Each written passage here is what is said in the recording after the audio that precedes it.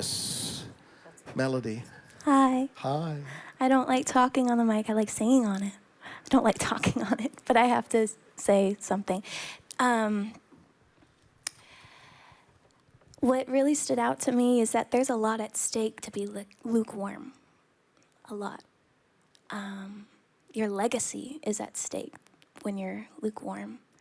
And from start to finish, what I was saying in the portion from, Abraham taking Lot and saying, take your pick. We can do this so that there's peace. Abraham defined his land, but Lot let his land define him.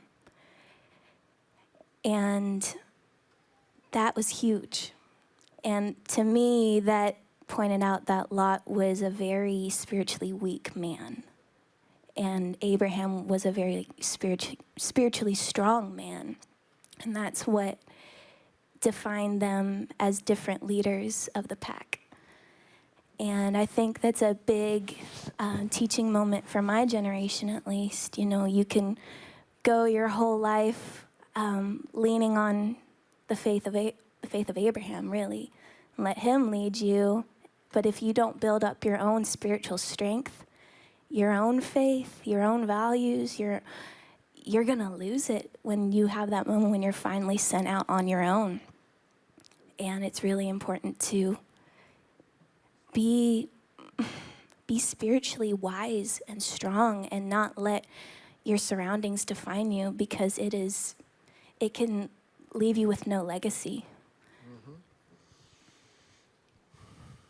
So what I'm hearing, and I agree with you, but I'm hearing a couple of different things in there. Don't let culture define you. Yes.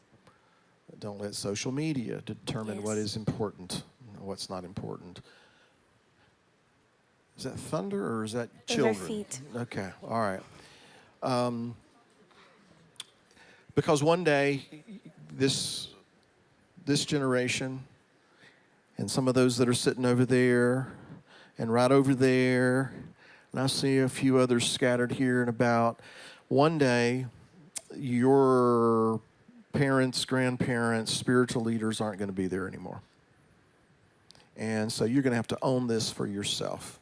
So in the meantime, you should listen to those that are over you in the Lord, to glean, to be discipled, to learn, take their advice, respect, honor, all those kinds of things, and don't blow them off as they're just old fogies, they don't know what they're talking about, okay? And take and learn from Abraham, those things that he learned from Abraham, and influence the culture instead of allowing the culture to influence you, right? So this, your generation, these younger people, Garrett, and Ryan, and Raiden, and Kennedy, and all these young people sitting over here. Yes, you too, Alan, and Reuben, and a few others scattered here about, what you. First of all, I would go out here and I'll say you're blessed. You're blessed that you've had parents or leaders or grandparents or loved ones or whomever that care about you, that you're in an environment that is conducive to being the person that you're being. But just like Lot, you have to be responsible. You have to take responsibility for those actions and do what you're being taught. Because one day, it's going to be on y'all. It's not going to be on us. It's going to be on y'all. And so for our age, this generation, very important that we hold the standard, that we stay true to the standard, not ours, the standard here, and that we do not give in to, pardon me, when you are seduced and influenced by culture and society and all these things, and you see things need to be this way and you think things need to be that way, and we say, no, we're not doing that. Or this is what we're doing. There's a reason, because we want you to be the standard bearers. We want you to carry this forward. We don't want this to die. Amen? So thank you very much. Do you want to say something else? Well, I just got to thinking the land that he chose had a lot of potential, right? So there was almost a huge opportunity that was missed completely by not having that strength. Because I wonder what would have happened if he had the same faith and strength of Abraham, and could he have, I don't know, there could have been a different story told. Well, with God, nothing is impossible, right?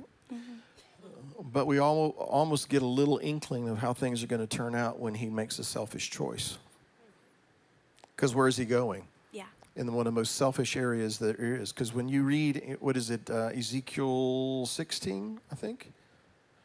When you read about the problems that God had with Sodom and Gomorrah and the cities of the plain, it wasn't homosexuality. It's alluded to, but it was greed, idleness of time, fullness of bread. You're getting fat and happy. You don't care about anybody. You're just all self-absorbed. And that Sounds familiar. Yes, it does. And then that led to some other atrocities that they're well known for. Okay? But it was their selfishness and their greed and all those things that led to other things. And that's why he said, I overthrew them as I saw fit. So the culture today, obviously, is following in that track, which is why you guys don't need to be influenced by that culture. You don't need to put value, like Beth was talking about earlier.